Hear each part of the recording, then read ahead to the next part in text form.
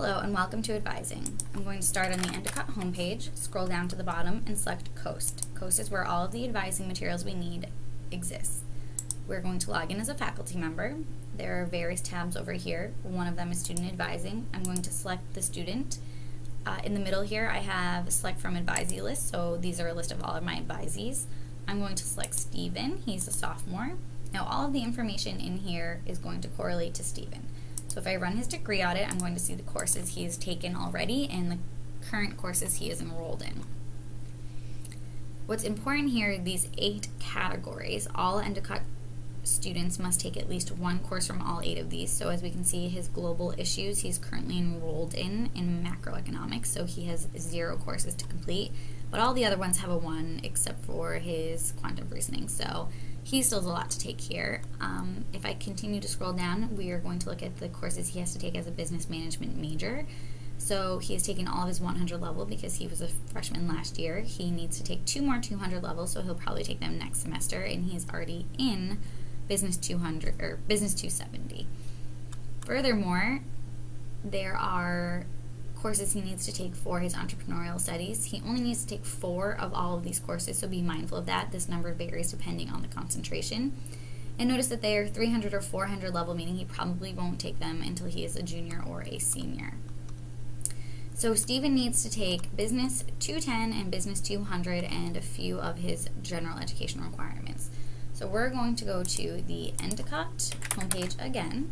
Click on Academics, Registrar's Office, and scroll down to the bottom. We're going to use the current version of the General Education and Writing Designated Courses, and it does say Fall 2013. And here we can see a list of all of the 8 categories that were on the degree audit and the courses that correspond to them. So Stephen needed to take a literary perspective, so we're going to look at the 200 level since he is a sophomore. And say he wants to take English 213 British Literature. Well, not every course is offered every semester, so we need to make sure it is being offered. So we're going to go back to the Endicott homepage, Academics, Registrar's Office, and click Course of Study. Now, this is for the fall of 2013, but it will be updated for spring 2014 to see if the course is being offered. So for fall 2013, English 213 was offered for 1 course right here. So I can see who the professor is, the time it's offered at, the days, what room number, and then also how many people can take the course. So this first number is the number of seats that exist in AC 158, but the second number is the amount of students that the professor wishes to have in the classroom, and the third number is how many students have already registered for the class. So it's kind of close, but I'm sure Stephen would have a good fighting chance of getting into the class. However, let's look at this 218 down here, argument-based writing. There are 4 options for this, so that might be a better option for Stephen because we're still probably 3 or 4 days out as you're probably sitting with your student during pre-registration, and this is kind of a close number. So maybe a good idea to have him look at some backup information.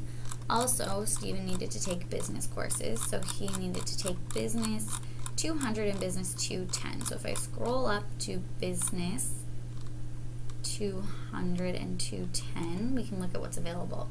So Business 200 has 3 options, which is great, so he has a little bit of variety to pick from, but Business 210 only has 1 option. So he's going to make his schedule pretty much around this 1 class because he has to take it as a sophomore and there's only 1 option. So on Thursdays from 11 to 12:15, he's pretty much booked. That means he can't take Marketing 02 because it's offered at the same time. So now he's limited to just these 2 options. So this is kind of how the schedule starts to be built because now you can see he has to take this and then he's got to pick one of these and then see where his general electives fall and see how his schedule will be played out.